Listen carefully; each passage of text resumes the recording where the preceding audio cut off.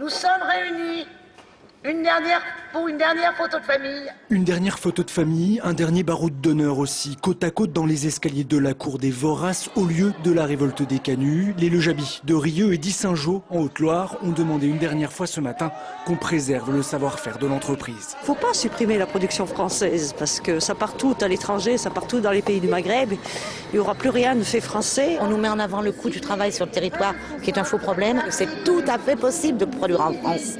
Un peu plus tard, au tribunal de commerce, tout le monde est encore là. Les repreneurs potentiels sortent de la salle d'audience les uns après les autres, bien accueillis ou au contraire conspués par les employés.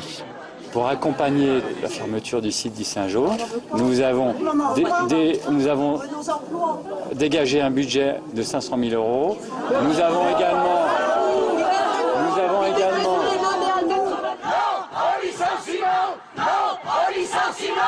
Pour les ouvrières, de toute façon, cette audience, c'est un peu le début de la fin. Les deux plans sauveraient moins de 200 employés sur les 450 du groupe, inadmissible selon elle. Il y a possibilité de garder les 450 emplois. Avec tout le pognon qui se gaspille en France, je pense qu'il y a possibilité d'aider ces entreprises à s'en sortir pour nourrir tous ces gens. C'était donc la dernière audience au tribunal de commerce aujourd'hui pour les Lejabis. Et une seule certitude ce soir, dans le meilleur des cas, 250 d'entre eux vont perdre leur emploi. La décision est attendue demain soir.